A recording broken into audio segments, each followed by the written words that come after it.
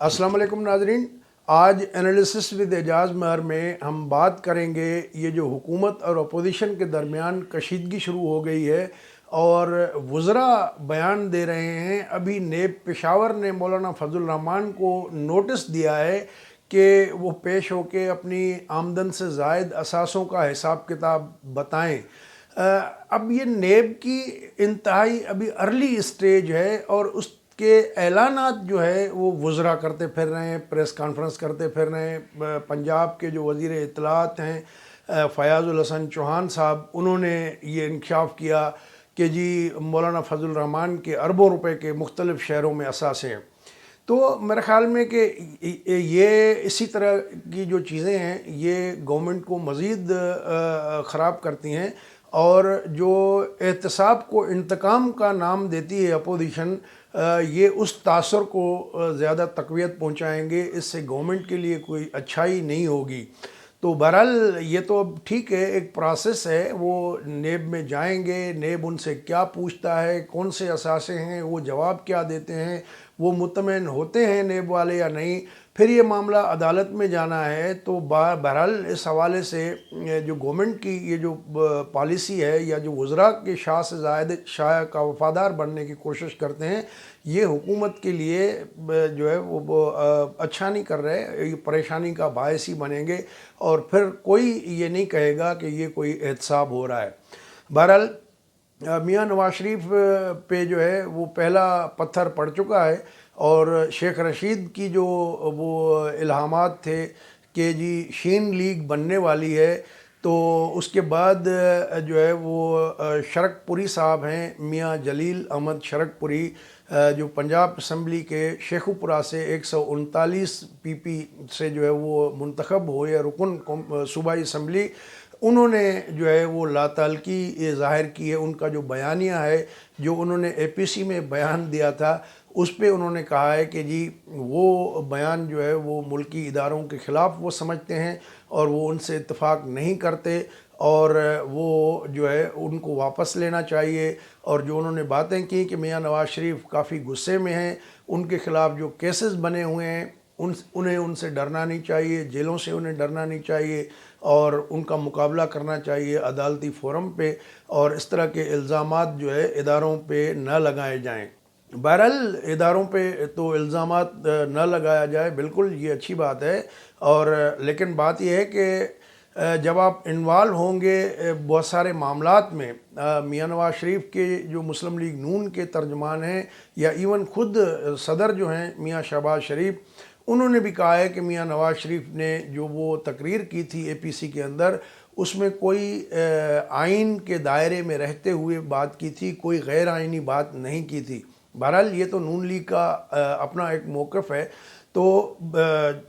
बहरहाल वो शीन लीग के हवाले से, क़याम के हवाले से पहला पत्थर जो है उनको पड़ चुका और अब देखना ये है। उसके बाद फ़याज़ुल हसन चौहान साहब ने प्रेस कॉन्फ्रेंस भी की जिसमें उन्होंने ये कहा कि जी 50 के करीब एमपीएस नून लीग के जो हैं वो मियाँ जलील अहमद शरकपुरी के साथ हैं और जिन्होंने प्रोटेस्ट भी किया है और वो नवाज़ शरीफ के इस बयानिए के ख़िलाफ़ हैं और वो भी अनकरीब जो है सामने आएंगे। तो उसके बाद फिर हमने देखा कि जो वफाकी हुकूमत के वज़ीर इत्तलात हैं शिबली फराज, उन्होंने भी कहा कि जी शेख रशीद साहब ने जो शीन लीग की बात की थी वो हवा में नहीं थी, वो जो है हकीकत बनती जा रही है। बहरहाल ये तो इस मुल्क की पुरानी रवायत है और माजी में भी हुआ है, ये कोई नई बात नहीं होगी। आपको अगर याद हो कि जनरल मुशर्रफ के दौर में जब नवाज शरीफ समझौता करके चले गए थे सऊदी अरब, फिर उसके बाद जब वो वापस आए थे तो पंजाब की सबसे बड़ी पार्टी बन के उभरी थी और उसके बाद फिर उन्होंने ज़ाहिर इक़्तिदार में भी वो रहे। तो अब भी अगर टूट फूट का शिकार होती है इनकी जमात, तो आगे चल के इस बात का इम्कान अपनी जगह पे मौजूद रहेगा कि जब भी नवाज़ शरीफ वापस आएंगे तो डेफिनेटली कि पंजाब से उनको अच्छा रिस्पांस मिल सकता है। बहरहाल ये तो बात की बात है, लेकिन ऐसी सूरत हाल में अब देखना ये है कि अपोजिशन जो है अपनी क्या हिकमत अमली बनाती है और किस तरह अपने पत्ते खेलती है। چونکہ اب حکومت اور اپوزیشن میں باقاعدہ طور پہ میچ شروع ہو گیا ہے، اور جس طرح آپ نے دیکھا کہ اپوزیشن کی تمام جماعتوں نے اسپیکر قومی اسمبلی جو قدرے ایک لحاظ سے غیر جانبدار رول پلے کرنے والے شخصیت ہوتے ہیں، اسد کیسر صاحب، انہوں نے گلگت انتخابات کے حوالے سے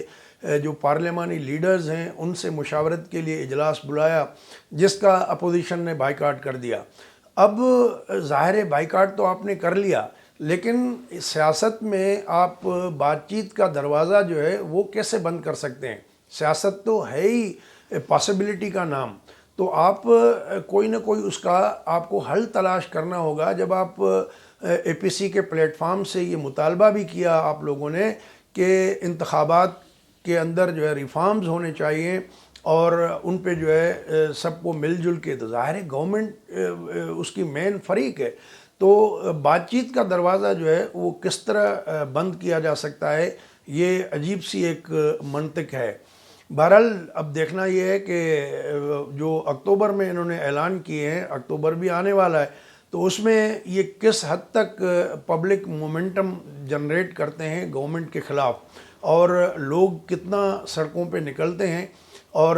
جو ہے اس کی بنا پہ ہی پھر آگے انہوں نے اپنی جو بھی تحریک ہے اس کے لیے مختلف مراحل طے کر رکھے ہیں، اور ان کا ارادہ ہے کہ جنوری میں جا کے یہ شاید استعفے بھی دیں، جس کے بارے میں بھی شیخ رشید کا کہنا یہ ہے کہ استعفے کبھی بھی نہیں دیں گے، چونکہ ظاہر ہے کہ سندھ حکومت جائے گی پیپلز پارٹی کی، تو وہ کسی طور پہ بھی ایسا ہونے نہیں دیں گے۔ تو خیر یہ چیزیں اپنی جگہ پہ، لیکن اس سارے معاملے میں جو یہ احتساب کے نام پہ حکومت اپنے اقدامات کر رہی ہے،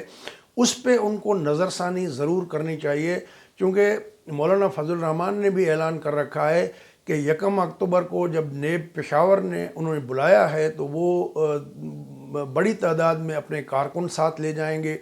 اور ظاہر ہے کہ پھر ہم نے یہ اسی طرح کا ایک کھیل تماشا دیکھا لاہور میں۔ مریم نواز جب گئی تھی نیب کے دفتر کے باہر تو وہاں مار کٹائی کے سینز نظر آئے،